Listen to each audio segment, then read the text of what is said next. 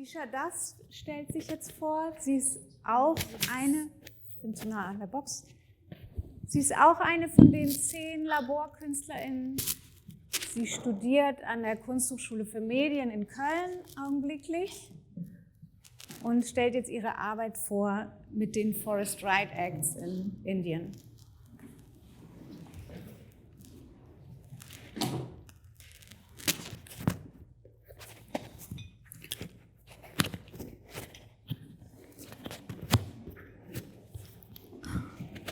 Hello. Yeah. So, thanks. I'm Bidisha, and I'm one of the artists here.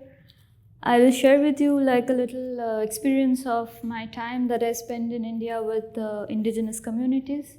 And I have always been very curious actually about our relationship with nature and how we really connect as human beings beyond if where you are from. And I grew up in a city in India which is really crowded and a big city. So, but there are people that I met, they are just living very close with forests and nature. So I really share with you some experience from 7 to 8 years back actually. I was traveling in eastern part of India, where I come from, and the language is a big issue there. If I don't know the language, I wouldn't be able to communicate. So I was I was kind of in the region which is where I could understand a few words, so I could talk to them. Yeah, but maybe we can start. But we don't see it here. Yeah, I'll just say the present. Yeah. So I think, yeah. Yeah.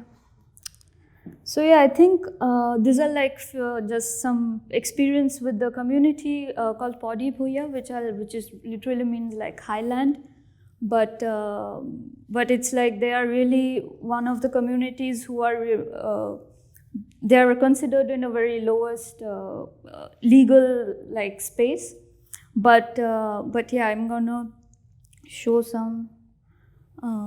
Yeah, I think it was really nice to see that, how it reflects in different parts of their life, and not only being with the forest, but also reflection of the things around where it is. Yeah, and basically it's also very remote in the cloud forest, so it's like a really biodiverse space actually, and there is also a lot of conflict in this region with the mining area, because the other side is really a huge mine which is completely dominated by the government actually. Yeah, but you can see that it's super remote actually how it is. Yeah, and I'm going to talk a bit about the tool that I was using. Like, for example, sometimes that the people, as Leeladhar also said before, they are not really aware of the rights that they have, firstly. So there's something called Forest Rights Acts, which came in 2006, which is which gives you the right to have you can have a livelihood. For example, you can collect fruits and honey, but you don't know about it, and of course the forest department is not going to say it because they want something else. So anyway, so I wanted to see that how an evidence is used in a legal system. So what is an evidence which is kind of a truth, because it's like always the science or the system is looking for the truth to have some conclusion. And I thought that instead of me taking a picture of a space and saying, okay, these are the people, you need to save them because they're suffering. I mean that I wanted to see if the people wanted to say the story by themselves in this participatory process and create your existence behind the camera is also important, not only front of the camera. So apart from your face, when you press a button and take a video, that's equally important because you exist there. So yeah, this were a process where we were taking their video, they were taking my video, and yeah, these are the mines that exist on the other side of the hill. And I'm going to share a little video that I have from this work. I don't know when that shows.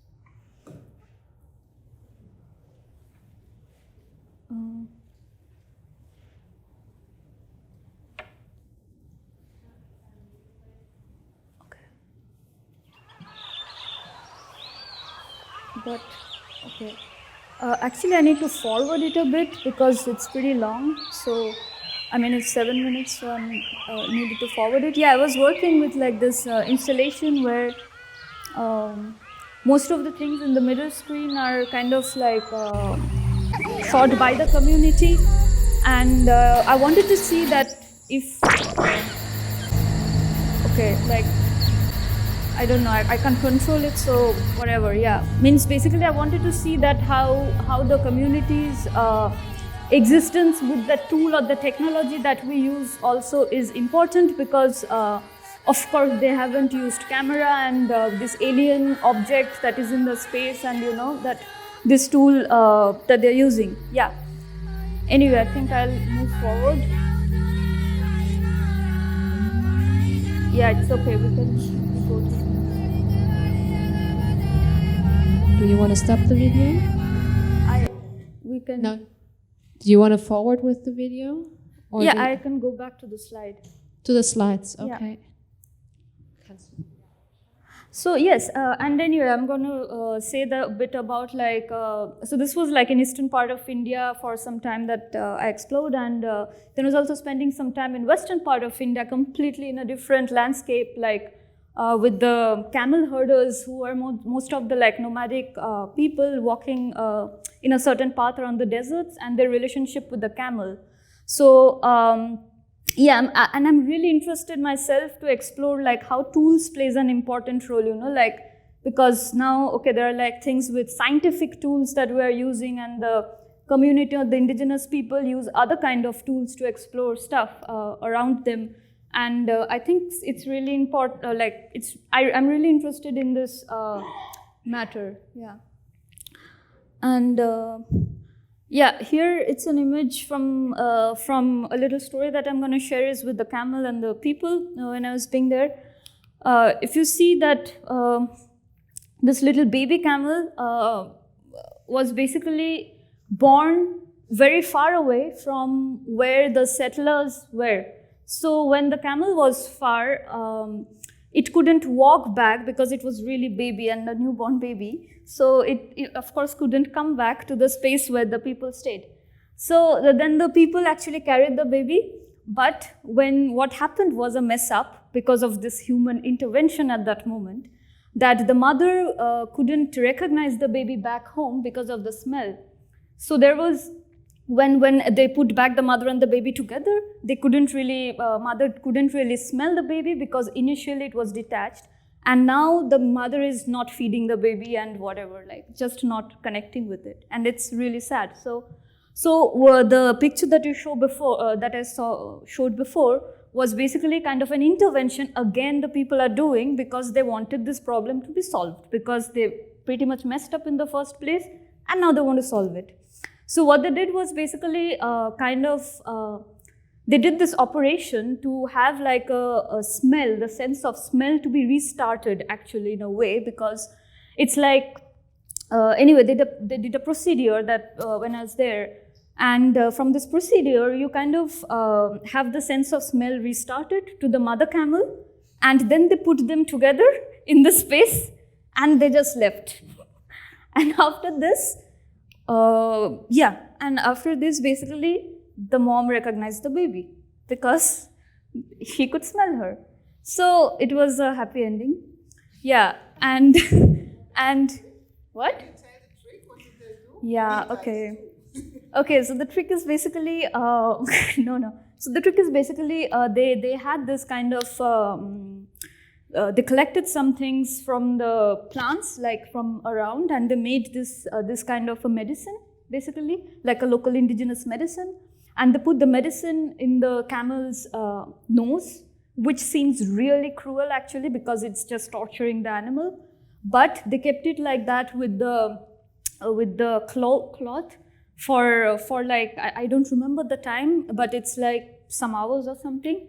And it's really suffering. The mom is really suffering at that moment. Apparently, I was also like, oh no, this is really cruel. But it took time, but after this, it just, like this was the result of it. It's better than, the baby just dying out there, or giving or fed with a human. It at least knew the mother now, so yeah. So this was the trick. Anyway, so it was a happy ending with this, and yeah, this was basically the region in this area. And yeah, also one thing was really cool was to see this relationship of the people with the environment and vice versa, but and the camel in between. Like there is human, there is camel, and then there is the nature. And it's this like triangular relationship which is very symbiotic and mutual in a way, because this is a thorn called babool, which really grows better when the camel is feeding on this. And if the camel doesn't feed on the plant, then the plants actually don't grow much. So, and then the people are very much dependent on the camel. So it's this pretty chain effect, like, in that situation. Yeah, and that was really cool to understand this complex thing. And yeah, one of the things is also with this, coming back to the legal rights, is that in this region, there's a lot of, again, like cement industries, where the cements are going for development to big cities, like, I don't know, like other cities in India and outside. So, so the camels are prohibited to be fed because of the boundaries. So they can't really cross the boundaries where the industries has been growing to feed on the plants. So yeah, then there is again this chain effect of this, I don't know, some collapse of this. Yeah. Yeah, and I think, I don't know, that's it. And I'm really curious to explore this traditional knowledge, like mythology, and like how science kind of connects with each other at this moment. And I think it's a bit paradoxical in some situations. And I'm really interested to explore this paradox, actually. Yeah, that's it. Thanks.